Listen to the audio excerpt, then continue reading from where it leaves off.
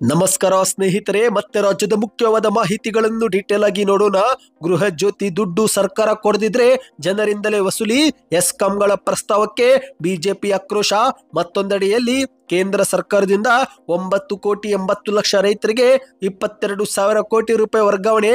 ನಿಮ್ಮ ಖಾತೆಗೆ ಹಣ ಬಂದಿಲ್ಲವೆಂದ್ರೆ ಈ ಒಂದು ವಿಡಿಯೋ ಪೂರ್ತಿಯಾಗಿ ನೋಡಿ. ಮತ್ತೊಂದೆಡೆಯಲ್ಲಿ ಕರ್ನಾಟಕ ಕಾಂಗ್ರೆಸ್ ಸರ್ಕಾರಕ್ಕೆ ಗ್ಯಾರಂಟಿಗಳ ಸಂಕಷ್ಟ. ನಿಜಕ್ಕೂ ಆರ್ಥಿಕವಾಗಿ ಸಂಕಷ್ಟದಲ್ಲಿ ಸರ್ಕಾರ ಸಿಲುಕಿದೆಯಾ? ಏನಿದು ಮಾಹಿತಿ ನೋಡೋಣ. ವಿಡಿಯೋನ ಸ್ವಲ್ಪ ಸ್ಕಿಪ್ ಮಾಡಬೇಡಿ. ಇನ್ನು ಗೃಹ ಜ್ಯೋತಿ ದುಡ್ಡು ಜನರಿಂದಲೇ ವಸೂಲಿ ಮಾಡಲಾಗುತ್ತಿದೆಯಾ ಎಂಬ ಆರೋಪಕ್ಕೆ ಸ್ಪಷ್ಟನೆ ಕೊಟ್ಟಂತ ಬೆಸ್ಕಾಂ ಎಂಡಿ ಅವರು ಈ ವಿಡಿಯೋ ಬಹಳ ಮುಖ್ಯವಾಗಲಿದೆ ಸ್ನೇಹಿತರೆ. ಮತ್ತೊಂದೆಡೆಯಲ್ಲಿ ಎಲ್ಲಾ ವಾಹನ ಮಾಲೀಕರಿಗೆ ಪೊಲೀಸ್ ಇಲಾಖೆಯಿಂದ ಒಂದು ಖಡಕ್ ಸೂಚನೆ ಬಂದಿದೆ. ನಿಮ್ಮ ಬಳಿಯೂ ಕೂಡ ಕಾರು ಬೈಕು ಇದ್ರೆ ವಿಡಿಯೋನ ಸ್ವಲ್ಪ ಸ್ಕಿಪ್ ಮಾಡಬೇಡಿ. ಇನ್ನು ಮತ್ತೊಂದೆಡೆಯಲ್ಲಿ ಮಹಿಳೆಯರಿಗಾಗಿ ಜಾರಿಗೆ ತಂದಿರುವ ಶಕ್ತಿ ಯೋಜನೆ ಕುರಿತಂತೆ ಮುಖ್ಯಮಂತ್ರಿಯವರು ಒಂದು ದೊಡ್ಡ ಘೋಷಣೆ ಕೂಗಿದ್ದಾರೆ. ಏನು ಎಂಬುದನ್ನ ಡೀಟೇಲ್ ಆಗಿ ನೋಡೋಣ. ಅದಕ್ಕಿಂತ ಮೊದಲು ನೀವು ನಮ್ಮ ಚಾನೆಲ್ಗೆ ಮೊದಲು ಬಾರಿ ಭೇಟಿ ಕೊಡ್ತಾ ಇದ್ರೆ ದಯವಿಟ್ಟು ಕೆಳಗೆ ಕಾಣುವ ಸಬ್ಸ್ಕ್ರೈಬ್ ಬಟನ್ ಮೇಲೆ ಕ್ಲಿಕ್ ಮಾಡಿ. ಪಕ್ಕದಲ್ಲಿ ಒಂದು ಗಂಟೆ ಕಾಣಿಸುತ್ತೆ ಸ್ನೇಹಿತರೆ, ಅದು ಕೂಡ ಒತ್ತಿದ್ರೆ ಕರ್ನಾಟಕದ ಮುಖ್ಯವಾದ ಮಾಹಿತಿಗಳು ನಿಮಗೆ ಸಿಗುತ್ತವೆ. ಈ ಒಂದು ವಿಡಿಯೋಗೆ ಲೈಕ್ ಮಾಡಿ ಮತ್ತು ವಿಡಿಯೋ ಪೂರ್ತಿಯಾಗಿ ನೋಡಿ. ಮೊದಲನೇ ಮುಖ್ಯವಾದ ಮಾಹಿತಿ, ಈಗ ರಾಜ್ಯದ ಕಾಂಗ್ರೆಸ್ ಸರ್ಕಾರ ಅನ್ನಭಾಗ್ಯ ಮತ್ತು ಗೃಹಲಕ್ಷ್ಮಿ ಯೋಜನೆ ಫಲಾನುಭವಿಗಳಿಗೆ 3 ತಿಂಗಳಿನಿಂದ ಹಣ ಜಮಾ ಮಾಡದೆ ಶಾಕ್ ಕೊಟ್ಟಿದ್ದು, ಆದ್ರೆ ಇದೀಗ ಕಾಂಗ್ರೆಸ್ ಸರ್ಕಾರದ ಮತ್ತೊಂದು ಗ್ಯಾರಂಟಿ ಆಗಿರುವ ಗೃಹ ಜ್ಯೋತಿ ಯೋಜನೆಯ ಫಲಾನುಭವಿಗಳಿಗೂ ಕೂಡ ಶಾಕ್ ಕೊಡಲು ಮುಂದಾಗಿದೆ. ಹೌದು ಸ್ನೇಹಿತರೆ, ಏಕೆಂದ್ರೆ ರಾಜ್ಯದ ಎಲ್ಲ ಎಸ್ಕಾಂಗಳು ಕರ್ನಾಟಕದ ಸರ್ಕಾರಕ್ಕೆ ಒಂದು ಪ್ರಸ್ತಾವನೆಯನ್ನ ಸಲ್ಲಿಸಿದ್ದಾರೆ. ಆ ಒಂದು ಪ್ರಸ್ತಾವನೆಯಲ್ಲಿ ಸರ್ಕಾರ ನಮಗೆ ಗೃಹ ಜ್ಯೋತಿ ಯೋಜನೆಯ ದುಡ್ಡು ಕೊಡದಿದ್ರೆ ನಾವು ಜನರಿಂದಲೇ ವಸೂಲಿ ಮಾಡಲು ನಮಗೆ ಅವಕಾಶ ಕಲ್ಪಿಸಿಕೊಡಬೇಕು ಎಂದು ಪ್ರಸ್ತಾವನೆಯನ್ನ ಸಲ್ಲಿಸಿದ್ದಾರೆ. ಇದೇ ಒಂದು ವಿಚಾರಕ್ಕೆ ಬಿಜೆಪಿ ಇದೀಗ ತೀವ್ರವಾಗಿ ವಾಗ್ದಾಳಿ ಮಾಡಿದೆ. ಹೌದು, ಕಾಂಗ್ರೆಸ್ ಸರ್ಕಾರ ಗೃಹ ಜ್ಯೋತಿ ಯೋಜನೆ ಹಣವನ್ನು ಮುಂಚಿತವಾಗಿಯೇ ನಮಗೆ ಪಾವತಿ ಮಾಡಬೇಕು, ಇಲ್ಲವಾದ್ರೆ ಆ ಒಂದು ದುಡ್ಡನ್ನು ಜನರಿಂದಲೇ ವಸೂಲಿ ಮಾಡಲು ಅವಕಾಶ ಒದಗಿಸಬೇಕು ಎಂದು ಮನವಿ ಮಾಡಲಾಗಿದೆ. ಹೌದು, ಕರ್ನಾಟಕದ ವಿವಿಧ ಎಸ್ಕಾಂಗಳು ಕರ್ನಾಟಕ ವಿದ್ಯುತ್ ಶಕ್ತಿ ನಿಯಂತ್ರಣ ಆಯೋಗಕ್ಕೆ ಮನವಿ ಮಾಡಿರುವುದು ವರದಿಯಾಗಿದೆ ಸ್ನೇಹಿತರೆ.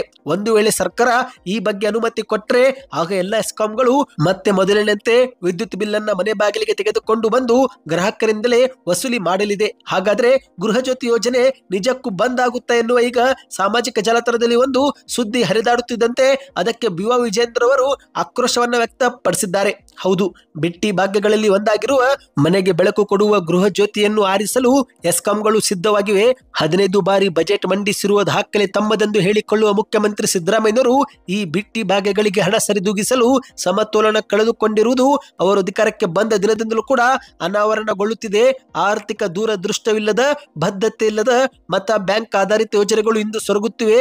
ಅಭಿವೃದ್ಧಿ ಎನ್ನುವುದು ಗಗನ ಕುಸುಮವಾಗಿದೆ ಎಂದು ಮಾಧ್ಯಮಗಳ ಮುಂದೆ ಆಕ್ರೋಶವನ್ನ ವ್ಯಕ್ತಪಡಿಸಿದ್ದಾರೆ. ಇದೇ ನಡುವೆ ಪಂಚಭಾಗ್ಯಗಳ ಹೆಸರಿನಲ್ಲಿ ಅಧಿಕಾರಕ್ಕೆ ಬಂದಿರುವ ಕಾಂಗ್ರೆಸ್ ಸರ್ಕಾರ ಕೇವಲ 1.5 ವರ್ಷದಲ್ಲಿ ಯೋಜನೆಗಳನ್ನು ಕಾರ್ಯಗತ ಮಾಡುವಲ್ಲಿ ಸಂಪೂರ್ಣ ಎಡವಿದೆ ಹಾಗೂ ಸರ್ಕಾರದ ಆಡಳಿತ ವ್ಯವಸ್ಥೆಯು ಕೂಡ ನಿಷ್ಕ್ರಿಯಗೊಂಡಿದೆ ಎಂದು ಆಕ್ರೋಶ ವ್ಯಕ್ತಪಡಿಸಿದ್ದಾರೆ. ಇಂದು ರಾಜ್ಯದಲ್ಲಿ ಕೃಷಿ ಸೇರಿದಂತೆ ಯಾವುದೇ ಕ್ಷೇತ್ರಗಳ ಅಭಿವೃದ್ಧಿಗೂ ಕೂಡ ಬಿಡಿಗಾಸು ಇಲ್ಲ.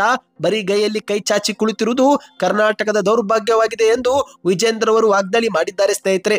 ಇನ್ನಿದು ಒಂದು ಕಡೆ ಆದ್ರೆ ಈಗ ಮತ್ತೊಂದೆಡೆಯಲ್ಲಿ ಗೃಹ ಜ್ಯೋತಿ ಯೋಜನೆ ಆರೋಪಕ್ಕೆ ಸ್ವತಃ ಬೆಸ್ಕಾಂ ಎಂಡಿ ಅವರು ಸ್ಪಷ್ಟನೆಯೂ ಕೂಡ ಕೊಟ್ಟಿದ್ದಾರಂತೆ. ಹೌದು, ಗೃಹ ಜ್ಯೋತಿ ಹಣ ಸರ್ಕಾರ ಪಾವತಿ ಮಾಡದಿದ್ರೆ ಗ್ರಾಹಕರಿಂದಲೇ ವಸೂಲಿ ವಿಚಾರ ಸದ್ಯ ಈಗ ಸಾಕಷ್ಟು ಸುದ್ದಿ ಮಾಡುತ್ತಿರುವ ಬೆನ್ನಲ್ಲೇ ಸ್ವತಃ ಬೆಸ್ಕಾಂ ಎಂಡಿ ಅವರು ಈ ಬಗ್ಗೆ ಮಾಧ್ಯಮಗಳ ಮುಂದೆ ಸ್ಪಷ್ಟನೆ ಕೊಟ್ಟಿದ್ದಾರೆ. ಹೌದು ಗೆಳೆಯರೆ, ಬೆಸ್ಕಾಂ ವ್ಯವಸ್ಥಾಪಕ ನಿರ್ದೇಶಕರಾಗಿರುವ ಶಿವಶಂಕರ್ ಎನ್ನುವರು ಹೇಳಿಕೆ ಕೊಟ್ಟಿದ್ದು, ನಮಗೆ ಸರ್ಕಾರ ಪ್ರತಿ ತಿಂಗಳು ಮುಂಗಡವಾಗಿ ಹಣ ಬಿಡುಗಡೆ ಮಾಡ್ತಾ ಇದೆ, ಹೀಗಾಗಿ ಗ್ರಾಹಕರು ಕೂಡ ವಿದ್ಯುತ್ ಬಿಲ್ ಪಾವತಿ ಮಾಡಬೇಕಾದಂತ ಪ್ರಶ್ನೆ ಬರೋದಿಲ್ಲ ಎಂದು ಸ್ಪಷ್ಟನೆ ಕೊಟ್ಟಿದ್ದಾರೆ. ಹೌದು, ಬೆಂಗಳೂರಲ್ಲಿ ಮಾಧ್ಯಮಗಳ ಮುಂದೆ ಮಾತನಾಡಿದಂತ ಶಿವಶಂಕರ್ ಅವರು ಇಂದು ಗೃಹ ಜ್ಯೋತಿ ಯೋಜನೆಗೆ ನಮಗೆ ಮುಂಗಡವಾಗಿ ಅನುದಾನ ಸಿಗ್ತಾ ಇದೆ. ಈ ಒಂದು ಯೋಜನೆ ಕುರಿತಂತೆ ನಮಗೆ ಈಗಾಗಲೇ 50 ಕೋಟಿ ರೂಪಾಯಿ ಮತ್ತೆ ಮುಂಗಡವಾಗಿ ಕೊಡಲಾಗಿದೆ. ಹಾಗಾಗಿ ಗ್ರಾಹಕರು ಯಾವುದೇ ಒಂದು ಚಿಂತೆ ಮಾಡುವ ಅವಶ್ಯಕತೆ ಇಲ್ಲ ಎಂದು ಮಾಧ್ಯಮಗಳ ಮುಂದೆ ತಿಳಿಸಿದ್ದಾರೆ. ಇನ್ನೀಗ ಮತ್ತೊಂದು ಮುಖ್ಯವಾದ ಮಾಹಿತಿಗೆ ಹೋಗೋಣ ಸ್ನೇಹಿತರೆ. ನೀವು ಕೂಡ ರೈತರಾಗಿ ನಿಮ್ಮ ಖಾತೆಗೆ ಇತ್ತೀಚೆಗೆ 2,000 ರೂಪಾಯಿ ಜಮವಾಗಿದ್ರೆ ಕಮೆಂಟ್ ನಲ್ಲಿ ಎಸ್ ಅಥವಾ ನೋ ಎಂದು ಕಮೆಂಟ್ ಮಾಡಿ. ಯಾಕಂದ್ರೆ ಸ್ನೇಹಿತರೆ, ದೇಶದ ಪ್ರಧಾನಿ ನರೇಂದ್ರ ಮೋದಿ ಅವರು ಭಾರತದ 9,80,00,000 ರೈತರಿಗೆ ತಲಾ 2,000 ರೂಪಾಯಿಯಂತೆ ಒಟ್ಟು 22,000 ಕೋಟಿ ರೂಪಾಯಿ ಹಣವನ್ನು ನೇರವಾಗಿ ವರ್ಗಾವಣೆ ಮಾಡಿದ್ದಾರೆ. ಕರ್ನಾಟಕದ 50 ಲಕ್ಷಕ್ಕೂ ಅಧಿಕ ರೈತರಿಗೆ ತಲಾ 2,000 ರೂಪಾಯಿ ಜಮಾವಾಗಲಿದೆ ಎಂದು ಹೇಳಲಾಗುತ್ತಿದೆ. ಹೌದು, ಬಿಹಾರದ ಬಾಗಲ್ಪುರದಲ್ಲಿ ಫೆಬ್ರವರಿ 24ರಂದು ನರೇಂದ್ರ ಮೋದಿ ಅವರು ಕಿಸಾನ್ ಸಮ್ಮಾನ್ ನಿಧಿ ಯೋಜನೆಯ 19ನೇ ಕಂತನ್ನ ಬಿಡುಗಡೆ ಮಾಡಿದ್ದಾರೆ. ಹಾಗಾದ್ರೆ ಈ ಒಂದು ಹಣ ನಿಮ್ಮ ಖಾತೆಗೆ ಇದುವರೆಗೆ ಜಮಾವಾಗಿಲ್ಲವೆಂದರೆ ಸ್ನೇಹಿತರೆ, ನೀವು ಮನೆಯಲ್ಲೇ ಕುಳಿತು ನಿಮ್ಮ ಒಂದು ಬೆನಿಫಿಷರಿ ಸ್ಟೇಟಸ್ ಅನ್ನ ಚೆಕ್ ಮಾಡಿಕೊಳ್ಳಬಹುದು. ಅಂದ್ರೆ ಸ್ನೇಹಿತರೆ, ಈ ಒಂದು ಹಣ ನಿಮ್ಮ ಬ್ಯಾಂಕ್ ಖಾತೆಗೆ ಯಾವಾಗ ಜಮಾವಾಗುತ್ತೆ, ಸದ್ಯ ಈ ಒಂದು ಹಣ ಯಾವ ಇಲಾಖೆ ಬಳಿ ಪೆಂಡಿಂಗ್ ಉಳಿದಿದೆ ಎಂಬ ಎಲ್ಲ ಮಾಹಿತಿಯನ್ನು ನೀವು ಮನೆಯಲ್ಲೇ ಕುಳಿತು ಪಡೆದುಕೊಳ್ಳಬಹುದು. ನಿಮಗೂ ಕೂಡ ಯಾವ ರೀತಿ ಬೆನಿಫಿಷರಿ ಸ್ಟೇಟಸ್ ಚೆಕ್ ಮಾಡಬೇಕು ಎಂಬ ವಿಡಿಯೋ ಬೇಕೆಂದ್ರೆ ಕಮೆಂಟ್ ನಲ್ಲಿ ಪ್ರತಿಯೊಬ್ಬರು PM ಕಿಸಾನ್ ಎಂದು ಕಮೆಂಟ್ ಮಾಡಿ. 100 ಕಮೆಂಟ್ ಆದ ಬಳಿಕ ಈ ಕುರಿತಂತೆ ಒಂದು ವಿಡಿಯೋ ಮಾಡಿಕೊಂಡು ಬರುತ್ತೇವೆ. ಇನ್ನಿದೀಗ ಮತ್ತೊಂದು ಮುಖ್ಯವಾದ ಮಾಹಿತಿಗೂ ಹೋಗೋಣ. ಈಗ ರಾಜ್ಯದ ಕಾಂಗ್ರೆಸ್ ಸರ್ಕಾರದ ಪ್ರಮುಖ ಗ್ಯಾರಂಟಿ ಆಗಿರುವ ಅನ್ನಭಾಗ್ಯ ಮತ್ತು ಗೃಹಲಕ್ಷ್ಮಿ ಯೋಜನೆ ಹಣವು 3 ತಿಂಗಳಿನಿಂದ ಬಾರದ ಹಿನ್ನೆಲೆಯಲ್ಲಿ ಈಗ ರಾಜ್ಯ ಸರ್ಕಾರ ಆರ್ಥಿಕ ಸಂಕಷ್ಟಕ್ಕೆ ಸಿಲುಕಿದೆ ಎನ್ನುವ ಪ್ರಶ್ನೆ ಉದ್ಭವವಾಗಿದೆ. ಹೌದು ಗೆಳೆಯರೆ, ಮಹಿಳೆಯರಿಗೆ ಕಳೆದ 2-3 ತಿಂಗಳಿನಿಂದ ಗೃಹಲಕ್ಷ್ಮಿ ಯೋಜನೆ ಹಣ ಜಮಾವಾಗಿಲ್ಲ. ಅದೇ ರೀತಿ 5 ಕೆಜಿ ಅಕ್ಕಿ ಬದಲಿಗೆ ಕೊಡಲಾಗುತ್ತಿದ್ದಂತ ಹಣವು ಕೂಡ ಫಲಾನುಭವಿಗಳ ಖಾತೆಗೆ ಹಾಕಿಲ್ಲ. ಈಗ ಬಂದಿರುವ ಮಾಹಿತಿಯ ಪ್ರಕಾರ ಮತ್ತೊಂದು ವಿಷಯವೇನೆಂದ್ರೆ, ಸಿದ್ದರಾಮಯ್ಯನವರ ಸರ್ಕಾರದಲ್ಲಿ ಹಲವು ಇಲಾಖೆಗಳಿಗೆ ಕೊಡಬೇಕಾದಂತ ಅನುದಾನವೂ ಕೂಡ ಸರ್ಕಾರ ಕೊಟ್ಟಿಲ್ಲ ಎಂದು ಹೇಳಲಾಗುತ್ತಿದೆ. ಹಲವು ಸಚಿವಾಲಯಕ್ಕೆ ಎಷ್ಟೋ ಕೋಟಿ ಹಣವನ್ನ ಸರ್ಕಾರ ಬಾಕಿ ಉಳಿಸಿಕೊಂಡಿದೆ ಎಂದು ಹೇಳಲಾಗುತ್ತಿದೆ. ಹೌದು, ಇದೇ ಬೆನ್ನಲ್ಲೇ ಈಗ ಕರ್ನಾಟಕದಲ್ಲಿ ಕಾಂಗ್ರೆಸ್ ಸರ್ಕಾರ ನಿಜಕ್ಕೂ ಆರ್ಥಿಕ ಸಂಕಷ್ಟದಲ್ಲಿ ಸಿಲುಕಿದೆ ಎನ್ನೋ ಪ್ರಶ್ನೆ ಉದ್ಭವವಾಗಿದೆ.